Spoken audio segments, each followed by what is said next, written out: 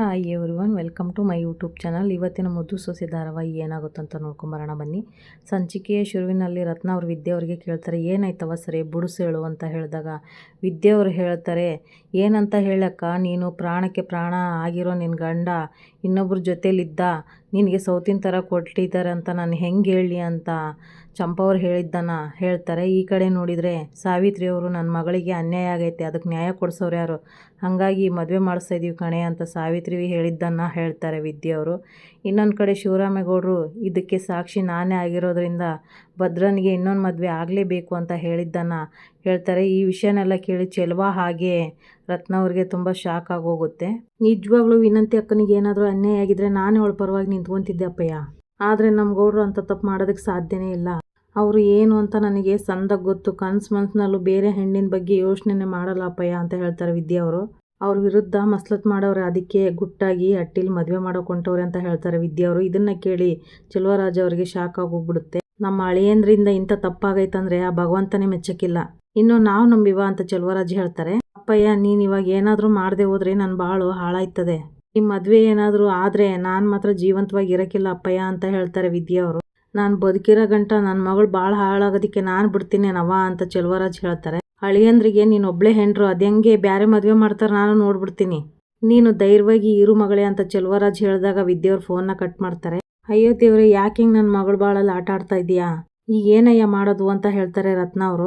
ಏ ರತ್ನ, ನಾನು ಅವರಪ್ಪ ಚೆಲುವ, ನಾನು ಇನ್ನೂ ಬದುಕಿದ್ದೀನಿ, ಅವರು ಅಟ್ಟಿ ಒಳಗಡೆ ಗುಟ್ಟಾಗಿ ಮದುವೆ ಮಾಡೋಕೆ ಹೊಂಟವ್ರಲ್ವೇ, ಅದೇ ಅಟ್ಟಿಲಿ ನಾನು ಪಂಚಾಯತಿ ಸೇರಿಸ್ತೀನಿ, ನನ್ನ ಮಗಳಿಗೆ ನ್ಯಾಯ ಕೊಡಿಸ್ತೀನಿ ಅಂತ ಹೇಳ್ತಾರೆ ಚೆಲುವರಾಜ್. ಈ ಕಡೆ ಭದ್ರ ಅವರು ವಿದ್ಯೆಳಿಗೆ ಕಾಣದ ಹಾಗೆ ಫ್ಯಾನ್ನ ತೊಗೊಂಬಂದು ಇಟ್ಬಿಟ್ಟು, ಈ ದಗೆಯಲ್ಲಿ ಎ ಸಿ ಇಲ್ದಂಗೆ ಮಲ್ಗೋಕ್ಕಾಗಲ್ಲ ಅಂಥದ್ರಲ್ಲಿ ಈ ಗುಡಿಸ್ಲಲ್ಲಿ ನನ್ನ ಹೆಂಡ್ತಿ ಹೆಂಗೆ ಕಷ್ಟಪಡ್ತಾಳೋ ಏನೋ, ಇನ್ಬೇಕಾದ್ರೂ ನನ್ನ ನಮ್ಮಿ ಹಾಯಾಗಿ ಮಲ್ಕೊಳ್ಳಿ ಅಂತ ಹೇಳಿ ಫ್ಯಾನ್ನ ಅಲ್ಲಿ ಇಟ್ಬಿಟ್ಟು ಹೋಗಿ ಬಚ್ಚಿಟ್ಕೊತಾರೆ ಭದ್ರ ಅವರು.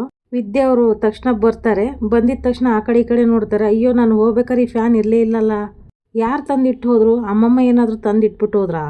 ಇಲ್ಲ, ಅಮ್ಮಮ್ಮ ಏನಾದರೂ ತಂದಿಟ್ಟಿದ್ರೆ ನನಗೆ ಹೇಳಿರೋರು, ಚಂಪ ಇಂಥ ಕೆಲಸ ಮಾಡೋಣ ಅಂತ ಹೇಳೋದಿಕ್ಕೆ ನಾನೇ ಇಷ್ಟೊತ್ತು ಅವಳ ಜೊತೆ ಇದ್ದು ಬಂದೆ, ಮತ್ತೆ ಯಾರು ತಂದಿಟ್ಬಿಟ್ರು ಅಂತ ಹೇಳಿ ಯೋಚನೆ ಮಾಡ್ತಾರೆ ವಿದ್ಯೆಯವರು. ಓಹೋ, ಇದು ನಮ್ಮ ಗೌಡ್ರ ಕೆಲಸ, ನಾನು ಶೆಕೆಯಲ್ಲಿ ಒದ್ದಾಡಬಾರ್ದು ಅಂತ ಹೇಳಿ ಈ ಫ್ಯಾನ್ನ ತಂದಿಟ್ಬಿಟ್ಟು ಹೋಗಿದ್ದಾರೆ. ವಿದ್ಯೆಯವರು ಖುಷಿ ಪಡೋದನ್ನು ನೋಡ್ಬಿಟ್ಟು ಭದ್ರ ಅವರು ಖುಷಿ ಕಾಣ್ತಾರೆ. ಈ ಕಡೆ ಭದ್ರ ಅವರು ಟಿಫನ್ ಬಾಕ್ಸ್ ತೊಗೊಂಡು ಹೋಗ್ತಾ ಇರಬೇಕಾದ್ರೆ ಕ್ವಾಟ್ಲೆ ಅವ್ರು ಬಂದ್ಬಿಟ್ಟು ಹೇಳ್ತಾರೆ, ಏನೋ ಸ್ಪೆಷಲಾಗಿ ತೊಗೊಂಡು ಹೋಗ್ತಾ ಇದೀಯಾ, ಏನಪ್ಪ ಅಂತ ಕೇಳ್ತಾರೆ.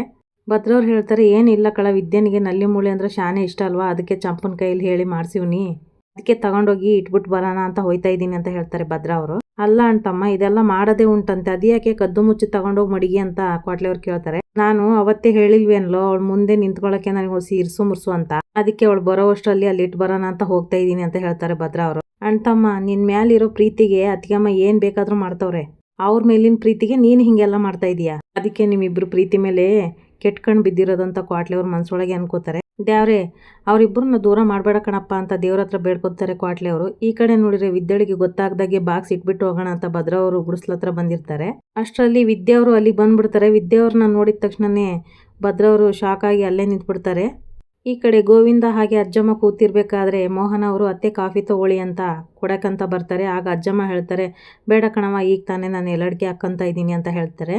ಗೋವಿಂದು, ನಿಮ್ಮ ಅಣ್ಣ ಅಂತ ಮೋಹನ್ ಅವ್ರು ಹೇಳ್ತಾ ಇರಬೇಕಾದ್ರೆ ಗೋವಿಂದ ಅವ್ರು ಹೇಳ್ತಾರೆ, ಯಾರು ತಾವ ಫೋನ್ ತಾವ ಮಾತಾಡ್ತಾ ಇದ್ದಾರೆ ಅತ್ತಿಗೆ ಅಂತ ಹೇಳ್ತಾ ಇರಬೇಕಾದ್ರೆ ಸಾವಿತ್ರಿ ಅವರು ಅಲ್ಲಿಗೆ ಎಂಟ್ರಿ ಕೊಡ್ತಾರೆ. ಅಣ್ಣ ಅಂತ ಸಾವಿತ್ರಿ ಅವ್ರು ಹೇಳಿದಾಗ ಹೇಳು ಅಂತ ಗೋವಿಂದ ಅವ್ರು ಹೇಳ್ತಾರೆ. ಅದೇ ಅಣ್ಣ ನಿಂತವ ಮದುವೆ ಖರ್ಚಿಗಂತ ದುಡ್ಡು ಕೇಳಕ್ಕೆ ಕೇಳಿದ್ರಲ್ಲ, ಅದಕ್ಕೆ ನಿಂತ ಕೇಳಕ್ಕೆ ಬಂದಿದ್ದೀನಿ ಅಂತ ಸಾವಿತ್ರಿ ಅವ್ರು ಹೇಳ್ತಾರೆ. ತಗೋ, ಇದರಲ್ಲಿ 10 ಲಕ್ಷ ಇದೆ, ನಿನಗೇನು ಒಡವೆ ಬಟ್ಟೆ ಬೇಕೋ ತಗೊಂಬಿಡು ಅಂತ ಗೋವಿಂದ ಅವರ ಹಣನ ಕೊಡ್ತಾ ಇರ್ತಾರೆ. ಆ ದುಡ್ಡನ್ನ ತಗೊಂಬಿಟ್ಟು ಸಾವಿತ್ರಿ ಅವ್ರು ಹೇಳ್ತಾರೆ, ಏನಣ್ಣ ತಮಾಷೆ ಮಾಡ್ತಾ ಇದೀಯಾ, ಚಿನ್ನದ ರೇಟ್ ನೋಡಿದ್ರೆ ಗಗನಕ್ಕೆ ಹೋಗೈತೆ, ಅಂಥದ್ರಲ್ಲಿ 10 ಲಕ್ಷಕ್ಕೆ ಏನು ಬರುತ್ತೆ ನೀವೇ ಹೇಳಿ, 10 ಲಕ್ಷ ಯಾವುದಕ್ಕೂ ಆಗಕ್ಕಿಲ್ಲ, ನಮ್ಮ ಅಂತಸ್ತಿಗೆ ತಕ್ಕಂಗೆ ಮದುವೆ ಮಾಡ್ಬೇಕಲ್ವಾ ಅಂತ ಸಾವಿತ್ರಿ ಅವ್ರು ಕೇಳಿದಾಗ ಗೋವಿಂದ ಅವ್ರು ಹೇಳ್ತಾರೆ, ನೋಡು, ಮದುವೆ ಯಾರಿಗೂ ತಿಳಿಯೋದು ಬೇಡ, ಮನೇಲಿ ಸಿಂಪಲ್ ಆಗಿ ಮಾಡೋಣ ಅಂತ ಅಣ್ಣ ಹೇಳಿದ್ ಗೊತ್ತಿಲ್ವೇ, ಅಂಥದ್ರಲ್ಲಿ ಸುಮ್ಕೆ ಯಾಕೆ ಇದೊಂದು ವೆಚ್ಚ ಅಲ್ಲ ಅಂತ ಕೇಳ್ತಾರೆ ಗೋವಿಂದ ಅವರು. ಅಣ್ಣ, ಮದುವೆ ಹೆಂಗಾರ ಆಗ್ಲಿ, ಅದು ನಾನು ಅನ್ಕೊಂಡಂಗೆ ಒಡವೆ ವಸ್ತ್ರ ಎಲ್ಲ ಹಾಕೊಂಡು ತಾಳೆ ಕಟ್ಸ್ಕೋಬೇಕು ವಿನಂತಿ ಅಂತ ಸಾವಿತ್ರಿ ಅವ್ರು ಕೇಳಿದಾಗ ಗೋವಿಂದ ಅವ್ರು ಹೇಳ್ತಾರೆ, ಸರಿ, ಈ ದುಡ್ಡನ್ನ ನೀನು ಖರ್ಚಿಗೆ ಮಾಡ್ಕೋ, ಒಡವೆ ಅಂಗಡಿಯವನ್ನ ಇಲ್ಲಿಗೆ ಕರೆಸ್ತೀನಿ, ಅದೇನು ಒಡವೆ ಬೇಕೋ ತಗೋ ಅಂತ ಗೋವಿಂದ ಅವ್ರು ಹೇಳ್ತಾರೆ. ಹಂಗಾರೆ ಸರಿ ಬಿಡು ಅಂತ ಸಾವಿತ್ರಿ ಅವರು ಅಲ್ಲಿಂದ ಹೊರಟ್ಬಿಡ್ತಾರೆ. ಈ ಕಡೆ ನೋಡಿದ್ರೆ ಭದ್ರ ಅವ್ರನ್ನ ನೋಡ್ಬಿಟ್ಟು ವಿದ್ಯೆ ಅವ್ರು ಹೇಳ್ತಾರೆ, ಗೌಡ್ರೆ, ನೀವು ಇಲ್ಲೇನು ಮಾಡ್ತಾ ಇದ್ದೀರಾ, ಅದು ನಾನು ಇಲ್ಲದೆ ಇರ್ಬೇಕಾ, ಅದು ಏನೂ ಇಲ್ಲ, ಸುಮ್ಮನೆ ಹೋಗ್ತಾ ಇದ್ದೆ, ಹಂಗೆ ಬಂದೆ ಅಂತ ಭದ್ರ ಅವ್ರು ಹೇಳ್ತಾರೆ. ಸುಮ್ಮನೆ ಬರಬೇಕು ಅಂತ ಇದ್ರೆ ಒಳಕ್ಕೂ ಬರ್ಬೇಕಾಗಿತ್ತೆ, ಬಾಕ್ಸ್ನ ನೋಡ್ಬಿಟ್ಟು ಮತ್ತೆ ಅದೇಂಗ್ ಬಂತು ಅಂತ ಕೇಳ್ತಾರೆ ವಿದ್ಯೆಯವರು. ಬಾಕ್ಸ್ನ ಎತ್ಕೊಂಡ್ಬಿಟ್ಟು ವಿದ್ಯೆಯವ್ರು ಹೇಳ್ತಾರೆ, ಮಾತಾಡಿ ಗೌಡ್ರೆ ಮತ್ತೆ ಇದು ಎಲ್ಲಿಗೆ ಬಂತು, ಅದು ಹೆಂಗ್ ಬಂತೋ ನಂಗೆ ಗೊತ್ತಿಲ್ಲ ಅಂತ ಭದ್ರವ್ರು ಹೇಳ್ತಾರೆ. ಬಾಟ್ಲೆ ಏನಾದ್ರೂ ತಂದಿಟ್ಟವನು ಏನೋ ನಂಗೆ ಗೊತ್ತಿಲ್ಲ ಅಂತ ಹೇಳ್ತಾರೆ. ಯಾಕೆ ಗೌಡ್ರೆ ಸುಳ್ಳು ಹೇಳ್ತಾ ಇದ್ದೀರಾ, ಆ ಫ್ಯಾನು ಆಮೇಲೆ ಬಾಡ್ನ ಚಂಪುನ್ ಕೈಯಲ್ಲಿ ತಂದ್ಕೊಟ್ಟು ಅಡಿಗೆ ಮಾಡಿಸಿರೋದು ನಂಗೆ ಗೊತ್ತಿಲ್ಲ ಅಂತ ಅನ್ಕೊಂಡಿದ್ದೀರಾ, ಮನ್ಸಲ್ಲಿ ಇಷ್ಟೊಂದು ಪ್ರೀತಿ ಇಟ್ಕೊಂಡು ಇಂದ ಯಾಕೆ ಗೌಡ್ರೆ ಎಲ್ಲ ಮುಚ್ಚಿಡ್ತಾ ಇದ್ದೀರಾ, ನಾನು ನೋಡ್ತಾನೆ ಇದ್ದೀನಿ ನೀವು ನನ್ನ ಮುಖ ಕೊಟ್ಟೆ ಮಾತಾಡ್ತಾ ಇಲ್ಲ, ಅಂತ ತಪ್ಪು ನಾನು ಏನ್ ಮಾಡಿದ್ದೀನಿ ಗೌಡ್ರೆ ಅಂತ ಕೇಳ್ತಾರೆ ವಿದ್ಯೆಯವರು. ನೀನೆಲ್ಲ ತಪ್ಪು ಮಾಡಿರೋದು ನಾನು, ಆಮ್ಯಾಕೆ ನೀನಿ ಮುಖ ತೋರಿಸಿ ನಾನು ಹೆಂಗ್ ಮಾತಾಡ್ಲಿ ಹೇಳು ಅಂತ ಭದ್ರವ್ರು ಹೇಳ್ತಾರೆ. ನೀವು ತಪ್ಪು ಮಾಡ್ತೀರಾ ಅನ್ನೋದು ಈ ಜನ್ಮದಲ್ಲಿ ಸಾಧ್ಯ ಇಲ್ಲ ಗೌಡ್ರೆ, ಮೊದ್ಲು ನಿಮ್ ಮನ್ಸಿಂದ ಆ ತಪ್ಪು ಕಲ್ಪನೆನ ತೆಗೆದು ಬಿಸಾಕಿ ಗೌಡ್ರೆ.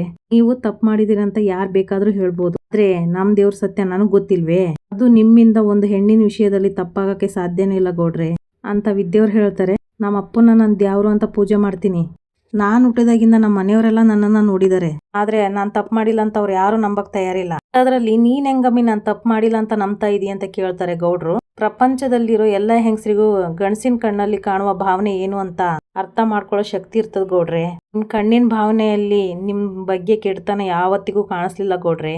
ಮಾವಯ್ಯ ಜೈಲಿಗೆ ಹೋಗಕ್ಕೆ ಕಾರಣ ನಾನೇ ಅಂತ ಗೊತ್ತಾದ್ಮೇಲೂ ನಿಮ್ ಕಣ್ಣಲ್ಲಿ ಸಿಟ್ಟು ಕಾಣ್ತಾ ಇತ್ತೇ ಹೊರ್ತು ತಿರಸ್ಕಾರ ಅಲ್ಲ ಗೌಡ್ರೆ ಅಂತ ಹೇಳ್ತಾರೆ ವಿದ್ಯೆಯವರು. ಭದ್ರವರು ಬೇಜಾರು ಮಾಡ್ಕೊಂಡಿದ್ದನ್ನ ನೋಡ್ಬಿಟ್ಟು ವಿದ್ಯೆಯವ್ರು ಹೇಳ್ತಾರೆ, ಗೌಡ್ರೆ ಅದೆಲ್ಲ ಆಮೇಲೆ ಮಾತಾಡಿರಾಯ್ತು, ಬನ್ನಿ ಇವಾಗ ಊಟ ಮಾಡೋಣ, ಶಾನೆ ಹೊಟ್ಟೆ ಹಸಿತಾ ಇದೆ ಅಂತ ಹೇಳ್ತಾರೆ ವಿದ್ಯೆಯವರು. ನನಗ್ ಬೇಡ ನೀನ್ ಮಾಡು ಅಂತ ಭದ್ರವ್ರು ಹೇಳ್ತಾರೆ. ಈ ಘಟನೆ ನಡೆದಾಗಿಂದ ನೀವು ಸರಿಯಾಗಿ ಊಟ ಮಾಡಿಲ್ಲ ಅಂತ ನನಗೆ ಸಂದಾಗ ಗೊತ್ತು, ಬನ್ನಿ ಇಬ್ರು ಕುತ್ಕೊಂಡು ಒಟ್ಟಿಗೆ ಊಟ ಮಾಡೋಣ ಅಂತ ಹೇಳ್ತಾರೆ ವಿದ್ಯೆಯವರು. ಹೇಳ್ತಾ ಇದೀನಿ ತಾನೆ ನನಗ್ ಬೇಡ ಅಂತ, ಹೋಗಿ ಕುತ್ಕೊಂಡು ಊಟ ಮಾಡು ಅಂತ ಹೇಳ್ತಾರೆ ಭದ್ರವರು. ಅದೇ ಮತ್ತೆ ನನಗೆ ಸುಮ್ನೆ ಕೋಪ ತರಿಸ್ಬೇಡಿ, ಬಂದು ಊಟ ಮಾಡಿ ಅಂತ ವಿದ್ಯೆಯವ್ರು ಕಿರ್ಚಾಡ್ತಾರೆ. ಏನಿಲ್ಲ ಗೌಡ್ರೆ ಸುಮ್ಕೆ ಊಟ ಮಾಡೋಣ ಬನ್ನಿ ಅಂತ ವಿದ್ಯೆಯವ್ರು ಹೇಳ್ತಾರೆ. ವಿದ್ಯೆಯವರು ಊಟಕ್ಕೆ ಅಂತ ಕುತ್ಕೊಂಡಾಗ ಬಾಕ್ಸ್ನ ಓಪನ್ ಮಾಡಿ ನೋಡಿ ಹೇಳ್ತಾರೆ, ಇದೇನ್ ಗೌಡ್ರೆ ಬರೀ ನಲ್ಲಿ ಮೂಳೆಗಳಿವೆ. ಆಗ ಭದ್ರವ್ರು ಹೇಳ್ತಾರೆ, ನಿನಗೆ ನಲ್ಲಿ ಮೂಳೆ ಅಂದ್ರೆ ಶಾನೆ ಇಷ್ಟ ಅಲ್ವೇ, ಅದಕ್ಕೆ ತಗೊಂಬಂದೆ, ಅದು ಯಾಕೆ ಹಂಗ್ ನೋಡ್ತಾ ಇದೀಯ ಅಂತ ವಿದ್ಯೆಯವ್ರನ್ನ ಕೇಳ್ತಾರೆ ಭದ್ರವರು ಬೇಜಾರು ಮಾಡ್ಕೊಂಡು ತಟ್ಟೆ ಮುಂದೆ ಹಾಗೆ ಕೂತಿರ್ತಾರೆ. ಅದನ್ನ ನೋಡ್ಬಿಟ್ಟು ವಿದ್ಯೆಯವ್ರು ಹೇಳ್ತಾರೆ, ಇದ್ಯಾಕೆ ಗೌಡ್ರೆ ಸುಮ್ಕೆ ಕೂತಿದ್ರ, ತಿನ್ನಲ್ವೇ, ಹೆಂಗ್ ತಿನ್ನೋದು ಅಂತ ಭದ್ರವ್ರು ಹೇಳ್ತಾರೆ. ಆಟೋ ಗೊತ್ತಿಲ್ವೇ, ನಾನ್ ತೋರಿಸ್ತೀನಿ ನೋಡಿ, ಹಿಂಗೆ ಟಕ ಟಕ ಅಂತ ಕುಟ್ಟಿ ಹಿಂಗೆ ಹೇಳಿದ್ರೆ ರುಚಿ ಹೆಂಗಿರುತ್ತೆ ಗೊತ್ತೇ ಅಂತ ಹೇಳ್ತಾರೆ ವಿದ್ಯೆಯವ್ರು. ಹೆಂಗೆ, ಅದೇ ನಮ್ಮ ಮನೆ ದೇವ್ರ ಪರದಲ್ಲಿ ತಿಂದೆಲ್ಲ ಹಂಗಾದ್ರೆ ನಿಮ್ಗೆ ನಲ್ಲಿ ಮೂಳೆ ಹೆಂಗ್ ತಿನ್ನೋದಂತ ಚೆನ್ನಾಗ್ ಗೊತ್ತೈತಿ ಅನ್ನಿ, ಗೌಡ್ ಹುಡುಗ ನಾನು ಸಿಂಹಕ್ಕೆ ಬೇಟೆ ಆಡೋದು ಹೇಳ್ಕೊಡ್ಬೇಕೆ ಅಂತ ಭದ್ರವ್ರು ಹೇಳ್ತಾರೆ. ಹಂಗಾದ್ರೆ ನೀವು ಆ ವಿಷಯವ ಮರ್ತಿಲ್ಲ ಅನ್ನಿ ಅಂತ ವಿದ್ಯೆಯವ್ರು ಹೇಳ್ತಾರೆ. ಆದ್ರೂ ನೀನು ನನ್ನ ಪ್ರಶ್ನೆಗೆ ಉತ್ತರನೇ ಕೊಡ್ಲಿಲ್ಲ. ಯಾವ ಪ್ರಶ್ನೆ ಗೌಡ್ರೆ ಅಂತ ವಿದ್ಯೆಯವ್ರು ಹೇಳ್ತಾರೆ. ಅದೇ ಇಡೀ ಅಟ್ಟೆಯವರೇ ನನ್ನನ್ನ ನಂಬಲಿಲ್ಲ, ಆದ್ರೆ ನೀನು ಅಂತ ಭದ್ರವ್ರು ಹೇಳ್ತಾರೆ. ನಿಮ್ ಕಣ್ಣಲ್ಲಿ ನಾನು ಯಾವತ್ತೂ ಹೆಣ್ಣಿನ ಬಗ್ಗೆ ಕೆಟ್ಟ ಭಾವನೆ ಕಂಡಿಲ್ಲ, ಮನ್ಸಲ್ಲಿರೋದು ಬರೀ ಕರುಣೆ ಸಹಾನುಭೂತಿ, ಇನ್ನೊಬ್ರಿಗೆ ಸಹಾಯ ಮಾಡ್ಬೇಕನ್ನೋ ಗುಣ. ಗಂಡನ ಕಣ್ಣಲ್ಲಿರೋ ಭಾವನೆಗಳನ್ನ ಒಬ್ಬ ಹೆಂಡತಿಯಾದವಳು ಅರ್ಥ ಮಾಡ್ಕೊಂಡಿಲ್ಲ ಅಂದ್ರೆ ಆಕೆ ಹೆಂಡತಿಯಾಗಿ ಏನ್ ಪ್ರಯೋಜನ ಗೌಡ್ರೆ ಅಂತ ಹೇಳ್ತಾರೆ ವಿದ್ಯೆಯವರು. ಈ ನಿನ್ನ ನಂಬಿಕೆಯಿಂದಾನೇ ಕಣಮಿ ನಾನು ಇನ್ನ ಬದುಕಿರೋದು. ಮನೆಯವರೆಲ್ಲ ನಾನು ತಪ್ಪು ಮಾಡಿದೀನಿ ಅಂತ ಹೇಳಿದಾಗ ನನ್ ಮೇಲೆ ನನಗೆ ಅಸಹ್ಯನೇ ಹುಟ್ಟುಬಿಡ್ತು. ಮತ್ತ ಆ ಕ್ಷಣಕ್ಕೆ ನಾನು ಬದುಕಿರೋದೇ ಬೇಡ ಅಂತ ತೀರ್ಮಾನ ಮಾಡ್ಬಿಟ್ಟಿದ್ದೆ. ಆದ್ರೆ ನೀನ್ ಆಡಿದ ಮಾತುಗಳು ನನಗೆ ಭರವಸೆ ತುಂಬ್ತು, ಅದಕ್ಕೋಸ್ಕರ ನಾನು ಇನ್ನ ಬದುಕಿದೀನಿ ಕಣಮ್ಮಿ ಅಂತ ಹೇಳ್ತಾರೆ ಭದ್ರ ಅವರು. ಗೌಡ್ರೆ ನಿಮ್ ಬಾಯಿಂದ ಇನ್ನೊಂದ್ಸಲ ಈ ಮಾತು ಬಂದ್ರೆ ನಾನ್ ಸುಮ್ಕೆ ಇರಕ್ಕಿಲ್ಲ ಅಂತ ವಿದ್ಯೆಯವ್ರು ಹೇಳ್ತಾರೆ. ಇಡೀ ಪ್ರಪಂಚನೇ ನೀವು ತಪ್ಪು ಮಾಡಿದೀರ ಅಂತ ಬೆರಳು ಮಾಡಿ ತೋರಿಸ್ಲಿ, ಆದ್ರೆ ನೀವು ತಲೆನೇ ಕೆಡ್ಸ್ಕೊಳಕ್ ಹೋಗ್ಬೇಡಿ, ನಿಮ್ ಜೊತೆ ನಾನಿದ್ದೀನಿ, ಯಾಕಂದ್ರೆ ನೀವು ತಪ್ಪೇ ಮಾಡಿಲ್ಲ ಅಂತ ವಿದ್ಯೆಯವ್ರು ಹೇಳ್ತಾರೆ. ನೀವು ಹಂಗ್ ಮಾಡಕ್ ಸಾಧ್ಯನೇ ಇಲ್ಲ ಅಂತ ನನಗೆ ಚೆನ್ನಾಗ್ ಗೊತ್ತು. ಗೌಡ್ರೆ ಒಂದಂತೂ ತಿಳ್ಕೊಳ್ಳಿ, ಸತ್ಯ ಈಚೆಗೆ ಬರಕ್ಕೆ ಸ್ವಲ್ಪ ತಡ ಆಗ್ಬೋದು, ಬಂದೇ ಬರ್ತದೆ, ಅದನ್ನ ಮುಚ್ಚಿಡ್ಬೋದು, ಆದ್ರೆ ನಾಶ ಮಾಡಕ್ ಆಗಕ್ಕಿಲ್ಲ ಅಂತ ವಿದ್ಯೆಯವ್ರು ಹೇಳ್ತಾರೆ. ಅದನ್ನ ಕೇಳಿ ಭದ್ರವ್ರು ಅಳ್ತಾ ಇರ್ತಾರೆ. ಅದನ್ನ ನೋಡಿ ವಿದ್ಯೆಯವ್ರು ಹೇಳ್ತಾರೆ, ಯಾಕೆ ಗೌಡ್ರೆ ಕಣ್ಣಲ್ಲಿ ನೀರು, ನಿನ್ ಮಾತಿಗೆ ನಾನು ಏನ್ ಹೇಳ್ಬೇಕಂತ ಗೊತ್ತಾಗ್ತಿಲ್ಲ ಕಣಮಿ, ಇನ್ನು ನನ್ ಮೇಲೆ ಇಟ್ಟಿರೋ ನಂಬಿಕೆನ ಕೈಯೆತ್ ಮುಗಿಯದ್ ಬಿಟ್ರೆ ನಂಗೆ ಬೇರೆ ಏನು ತೋರಿಸ್ತಾ ಇಲ್ಲ ಕಣಮಿ ಅಂತ ಹೇಳಿ ಭದ್ರವ್ರು ಅಲ್ಲಿಂದ ಹೊರಟು ಬಿಡ್ತಾರೆ. ಈ ಕಡೆ ನೋಡಿದ್ರೆ ಚೆಲುವರಾಜ್ ಡಂಗುರ ಸಾಸ್ಕೊಂಡು ಮನೆ ಮುಂದೆ ಬಂದ್ ನಿಂತಿರ್ತಾರೆ. ಈ ಕಡೆ ಶಿವರಾಮೇಗೌಡರು ಹೇಳ್ತಾರೆ, ಗೋವಿಂದ ಇದು ನಮಗ್ ಗೊತ್ತಿಲ್ದಂಗೆ ಯಾರೆಲ್ಲ ಬಾರಿಸ್ತಾ ಇರೋದು, ನಮ್ಮೂರಾಗ ಯಾರಣ್ಣ, ನಮಗ್ ಗೊತ್ತಿಲ್ದಂಗೆ ದ್ಯಾವ್ರದೇ ಹತ್ತರು, ಏನು ಅಂತ ನೋಡೋಣ ನಡಿ ಅಂತ ಗೋವಿಂದ ಅವ್ರು ಹೇಳ್ತಾರೆ. ಈ ಕಡೆ ಗಾಬರಿಯಾಗಿ ಅಜ್ಜಮ್ಮ ಮಾತಾಡ್ಕೋತಾರೆ, ಅಯ್ಯೋ ದೇವ್ರೆ ತಮಟೆ ಶಬ್ದ ಕೇಳ್ತಾ ಇದ್ರೆ ನನ್ನೆದೆ ಅದಕ್ಕಿಂತ ಜೋರ ಬಡ್ಕೊಳ್ತಾ ಇತ್ತಲ್ಲಪ್ಪ, ಏನಾದದೋ ಕಾಣೆ ಅಂತ ಹೇಳ್ಕೊತಾರೆ. ಅಷ್ಟರಲ್ಲಿ ವಿದ್ಯೆಯವರು ಸಹ ಅಲ್ಲಿಗೆ ಬರ್ತಾರೆ. ಮನೆಯವರೆಲ್ಲ ತಮಟೆ ಬಾರ್ಸೋ ಜಾಗಕ್ಕೆ ಬಂದಿರ್ತಾರೆ. ಅಪ್ಪ ನಿನ್ಗೆ ಅಲ್ವೇ ಹೇಳ್ತಾ ಇರೋದು, ಅದೇನ್ ಮಾಡ್ತಾ ಇದೀಯಾ, ಫಸ್ಟ್ ಅದ್ ಬಾರ್ಸೋದ್ ನಿಲ್ಸಿ ಕೆಳಕಿಳಿ ಮೊದ್ಲು ಅಂತ ವಿದ್ಯೆಯವ್ರು ಹೇಳ್ತಾರೆ. ನನ್ನ ಅಳಿಯನಿಗೆ ಇನ್ನೊಂದ್ ಮದ್ವೆ ಮಾಡ್ಸೋ ಕೊಟ್ಟಿದ್ದಾರೆ, ಅದಕ್ಕೆ ನ್ಯಾಯ ಕೇಳಕ್ ಬಂದಿದ್ದೀನಿ, ನೀನು ಸುಮ್ಕೆ ನಿಂತ್ಕೊಳವ ಅಂತ ಚೆಲುವರಾಜ್ ಹೇಳಿದಾಗ ಶಿವರಾಮೇಗೌಡರಿಗೆ ಶಾಕ್ ಆಗೋಗುತ್ತೆ. ಅಪ್ಪ ಏನೇ ಇದ್ರು ಕುತ್ಕೊಂಡ್ ಮಾತಾಡೋಣ, ಮೊದ್ಲು ತಮಟೆ ಬಾರ್ಸೋದನ್ನ ನಿಲ್ಸು ಅಂತ ಹೇಳ್ತಾರೆ ವಿದ್ಯೆಯವರು. ಭಾವ ಇವ್ನು ಹಿಂಗ್ ಮಾಡ್ತಾ ಇದ್ದಾನ ಅಂದ್ಮೇಲೆ ಖಂಡಿತವಾಗ್ಲೂ ಇವ್ನ ಮಾನ ಮರ್ಯಾದೆನ ಕಳಿತಾನೆ, ಅವ್ನು ಮಾಡ್ತಿರೋ ಕೆಲ್ಸಕ್ಕೆ 10 ಜನ ಇರ್ಲಿ ರಾಜ್ಯದ ತುಂಬಾ ಸುದ್ದಿ ಆಯ್ತದೆ, ಮನೆ ಮಾನ ಮರ್ಯಾದೆ ಮಣ್ಪಾಲಾಗೋದ್ರಲ್ಲಿ ಯಾವುದೇ ಸಂಶಯ ಇಲ್ಲ ಅಂತ ಈಶ್ವರಿ ಅವ್ರು ಹೇಳ್ತಾರೆ. ಚೆಲುವರಾಜ ಯಾಕ್ಲ ಹಂಗ್ ಬಾರಿಸ್ತಾ ಇದೀಯಾ, ನಿಲ್ಲಿಸ್ಲಾ ಅಂತ ಭದ್ರಾಜ್ಜಿ ಹೇಳ್ತಾರೆ. ಊರ್ ಜನನೆಲ್ಲ ಕರ್ಕೊಂಬಂದ್ ಇದೇನ್ಲ ಮಾಡ್ಬೇಕಂತ ಇದೀಯಾ, ಅಂತ ಭದ್ರಾಜ್ಜಿ ಕೇಳ್ತಾರೆ. ನೋಡಿ ಅತ್ತೆ ಅಷ್ಟೊಂದ್ ಸಲ ಬಡ್ಕೊಂತ ಇದಾರೆ, ಒಂದ್ ಸಲಾರ ಕೇಳ್ತಾ ಇದ್ದಾನೆ ಇವನು ಅಂತ ಈಶ್ವರಿ ಅವ್ರು ಹೇಳಿದಾಗ ಕೋಪ ಮಾಡ್ಕೊಂಡು ಶಿವರಾಮೇಗೌಡರು ಒಳಗೆ ಕೊಂಡೋಗ್ಬಿಡ್ತಾರೆ. ಚೆಲುವರಾಜ್ ತಮಟೆ ಬಾರಿಸೋದನ್ನ ನಿಲ್ಸೋದೇ ಇಲ್ಲ. ಶಿವರಾಮೇಗೌಡರು ಮೌನವಾಗಿ ಬಂದು ಕೂತಿರ್ಬೇಕಾದ್ರೆ ಮೋಹನ್ ಅವ್ರು ಹೇಳ್ತಾರೆ, ರೀ ಯಾಕ್ರಿ ಮೌನವಾಗಿ ಕೂತಿದ್ದೀರಾ, ಮಾತಾಡಿ ಅಂತ ಕೇಳ್ತಾರೆ. ಗೋವಿಂದ ಅವ್ರು ಹೇಳ್ತಾರೆ, ಅತ್ತಿಗೆ ಒಸಿ ಹೋಗಿ ಕುಡಿಯಕ್ ನೀರ್ ತಗೊಂಬನ್ನಿ ಅಂತ ಹೇಳ್ತಾರೆ. ಅಷ್ಟರಲ್ಲಿ ಚಿಕ್ಕೇಗೌಡರು ಬಂದ್ಬಿಟ್ಟು ಹೇಳ್ತಾರೆ, ಚೆಲ್ವ ಏನ್ಲ ಇದು ನಿಲ್ಸ್ಲಾ. ಈಶ್ವರಿ ಶಿವರಾಮ ಎಲ್ಲಿ ಅಂತ ಕೇಳ್ತಾರೆ. ಭಾವ ಇವ್ನ ನಾಟಕ ನೋಡಕ್ ಆಗದೆ ಒಳಕ್ ಹೋಗವ್ರೆ ಅಂತ ಹೇಳ್ತಾರೆ ಈಶ್ವರಿ. ಯಾವ ವಿಚಾರ ಊರ್ನವ್ರಿಗೆ ಗೊತ್ತಾಗ್ಬಾರ್ದು ಅಂತ ಇದ್ನೋ ಆ ವಿಷಯನೇ ಊರವ್ರಿಗೆಲ್ಲ ಹೇಳಿ ಪಂಚಾಯತಿ ಮಾಡಕ್ಕೆ ಕರ್ಕೊಂಡ್ ಬಂದನಲ್ಲ ಚಿಕ್ಕಪ್ಪ.